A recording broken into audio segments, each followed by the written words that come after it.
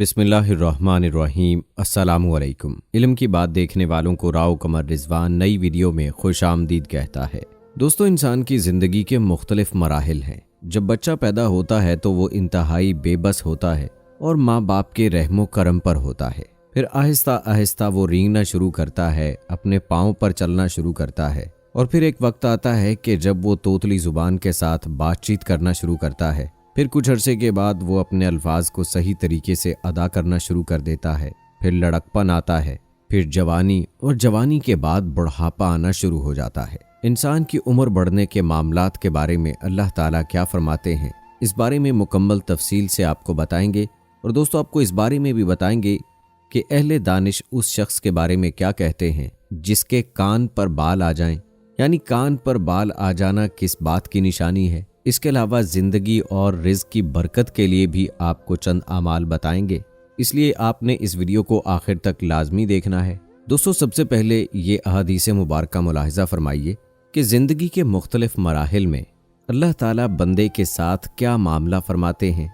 मसनद अहमद में हज़रत अनस बिन मालिक रज़ियल्लाहु ताला अन्हो से रिवायत है कि रसूल अकरम सल्लल्लाहु अलैहि वसल्लम ने फरमाया कि बच्चा जब तक बालिग नहीं होता उसके नेक अमल उसके वालिद या उसके वालिदैन के हिसाब में लिखे जाते हैं, और जो कोई बुरा अमल करे तो ना वो उसके हिसाब में लिखा जाता है और ना वालिदैन के। फिर जब वो बालिग हो जाता है तो कलम उसके लिए जारी हो जाता है और दो फरिश्ते जो उसके साथ रहने वाले हैं उनको हुक्म दे दिया जाता है कि वो उसकी हिफाजत करें और कुव्वते बाहम पहुँचाएं। जब हालत इस्लाम में इंसान 40 साल की उम्र को पहुँच जाता है तो अल्लाह ताला उसे 3 किस्म की बीमारियों जुनून, जज़ाम और बर्स से महफूज फरमा देते हैं। जब 50 साल की उम्र को पहुंचता है तो अल्लाह ताला उसका हिसाब हल्का कर देते हैं। जब 60 साल को पहुंचता है तो अल्लाह ताला अपनी तरफ रजू की तौफीक अता फरमा देते हैं। जब 70 साल को पहुंचता है तो सब आसमान वाले उससे मोहब्बत करने लगते हैं, और जब 80 साल को पहुंचता है तो अल्लाह ताला उसके हसनात को लिखते हैं और सही आत को माफ़ फरमा देते हैं।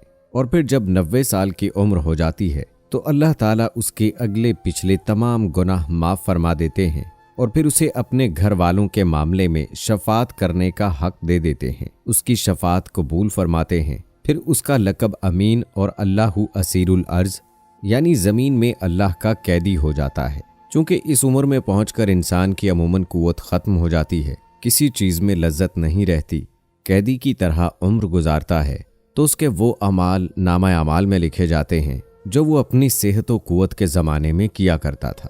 अगर उससे कोई गुनाह हो जाता है तो वो लिखा नहीं जाता। दोस्तों, इस हदीस मुबारका में इंसान की उम्र बढ़ने के साथ उस पर अल्लाह ताला की जानिब से रहमो करम का जिक्र है। उसी के पेशे नज़र एक बुजुर्ग का ये कौल भी है कि अगर तुम्हारे कान पर बाल आना शुरू हो जाएं तो समझ जाओ कि तुम पर कभी रिज़्क की तंगी नहीं आएगी। यानी अल्लाह ताला अपने रहमो करम से उस इंसान पर रिज़्क की तंगी नहीं भेजता। अलबत्ता ये ज़रूरी है कि इंसान अपने रिज़्क में बरकत के लिए ऐसे आमाल करता रहे जो रिज़्क में बरकत का बायस हैं। कुरान व अहादीस की रोशनी में चंद आमाल आपको बताते हैं। ये आमाल ऐसे हैं कि जिनको इख्तियार करने से इंशाअल्लाह ताला ज़रूर बरकत हासिल होगी। दोस्तों, पहला अमल ये है तौबा व इस्तग़फ़ार। कुरान मजीद में कई जगह पर तौबा व इस्तग़फ़ार के ज़रिए रिज़्क में बरकत और दौलत में फरावानी का जिक्र है। हज़रत नूह अलैहिस्सलाम का कौल नकल किया गया, मैंने उन यानी अपनी कौम से कहा, अपने रब से माफ़ी मांगो, बिलाशुबा वो बड़ा बख्शने वाला है, वो तुम पर खूब बारिश बरसाएगा, तुम्हें मालो औलाद की फरावानी बख्शेगा, तुम्हारे लिए बाग पैदा करेगा और नहरें जारी कर देगा। सूरह नूह आयत नंबर 10 और 11। इसी तरह हज़रत अब्दुल्ला बिन अब्बास रज़ियल्लाहु ताला अन्हो से रिवायत है कि रसूल अकरम सल्लल्लाहु अलैहि वसल्लम ने फरमाया, जो शख्स बकसरत इस्तग़फ़ार करता है अल्लाह ताला उसे हर गम से छुटकारा और हर तंगी से कुशादगी इनायत फरमा देते हैं और उसे ऐसी राहों से रिज़्क अता फरमाते हैं जो कि उसके वहमो गुमान में भी नहीं होता। बारिवायत अबू दाऊद शरीफ। दोस्तों, दूसरा अमल अल्लाह ताला से डरना और गुनाहों से बचना है, यानी तकवा इख्तियार करना है। अल्लाह के बताए हुए कामों पर अमल करना और शरन ममनू की गई चीज़ों से दूर रहना तकवा कहलाता है। तकवा उन अमूर में से एक है जिनसे रिज़्क में बरकत होती है। अल्लाह ताला फरमाते हैं, जो अल्लाह से डरेगा अल्लाह उसके लिए राहें निकाल देगा और उसको वहां से रिज्क देगा जहां से उसको गुमान भी नहीं होगा। सूरह तलाक आयत नंबर 2 और 3। दूसरी जगह पर अल्लाह ताला का इरशाद है, और अगर बस्तियों के लोग ईमान लाते और तकवा इख्तियार करते तो हम आसमान और जमीन की बरकतों के दरवाजे उन पर खोल देते, लेकिन उन्होंने झुटलाया, इसलिए हमने उनकी कमाई की पादाश में उनको पकड़ लिया। सूरह आराफ। दोस्तों याद रहे, बरकत का मतलब दौलत नहीं बल्कि कफायत है, यानी ज़रूरत के लिए काफ़ी हो जाना।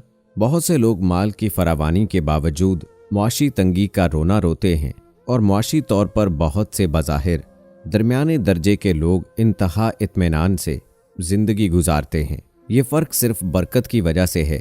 हज़रत अबू हुरैरा रज़ी अल्लाह ताला अन्हो रिवायत फरमाते हैं कि नबी करीम सल्लल्लाहु अलैहि वसल्लम ने इरशाद फरमाया, बिलाशुबा अल्लाह ताला फरमाते हैं, ऐ इब्ने आदम, मेरी इबादत में मुनहमिक रहो, मैं तेरा दिल गना से भर दूंगा और तुम्हारी मोहताजी का दरवाज़ा बंद कर दूंगा।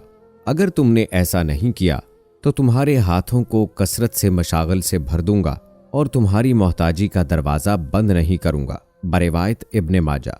दोस्तों अल्लाह के रास्ते में खर्च करना भी बरकत का सबब है। अल्लाह ताला फरमाते हैं कि शैतान तुम्हें मुफलिसी से डराता है और बेहयाई के कामों की तरगीब देता है, मगर अल्लाह ताला अपनी तरफ से मगफरत, फजल यानी रिज्क में कुशादगी और बरकत का वादा करता है। अल्लाह बड़ी वुसअत वाला और बड़ा इल्म वाला है। सूरह बकरा आयत नंबर 268।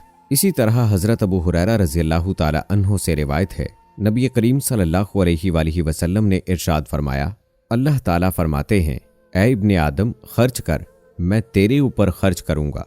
बारिवायत इब्ने माजा। दोस्तों रिश्तेदारों के साथ हुस्ने सलूक भी बरकत का बायस है। जैसा कि हज़रत अबू हुरैरा रज़ी अल्लाह ताला अन्हो से रिवायत है कि रसूल अकरम सल्लल्लाहु अलैहि वसल्लम ने फरमाया, जिसे वुसअत रिज़्क और लंबी उम्र की ख्वाहिश हो उसे अपने रिश्तेदारों के साथ अच्छा बर्ताव करना चाहिए। बारिवायत सही बुखारी। और हज़रत अली रज़ी अल्लाह ताला अन्हो से रिवायत है कि रसूल अकरम सल्लल्लाहु अलैहि वसल्लम ने फरमाया, जिसे लंबी उम्र, वुसअत रिज़्क और बुरी मौत से छुटकारा पाने की ख्वाहिश हो उसे अल्लाह से डरना चाहिए और रिश्तेदारों के साथ हुस्ने सलूक और सिला रहमी करना चाहिए। बारिवायत मस्नद अहमद। उम्मीद करते हैं दोस्तों कि हमारी आज की ये वीडियो आपको पसंद आई होगी। इस हवाले से आप अपनी राय का इजहार कमेंट बॉक्स में लाजमी कीजिएगा। अगर आपने अभी तक हमारा चैनल इल्म की बात सब्सक्राइब नहीं किया है तो अभी सब्सक्राइब कर लें, साथ में बेल नोटिफिकेशन को ज़रूर ऑन कर लीजिएगा ताकि लेटेस्ट अपलोड होने वाली वीडियोस आप तक बर वक्त पहुँचती रहें। वीडियो को लाइक करें, शेयर करें अपने दोस्तों के साथ। मिलते हैं अगली वीडियो में। मुझे दें इजाज़त। अल्लाह हाफिज़।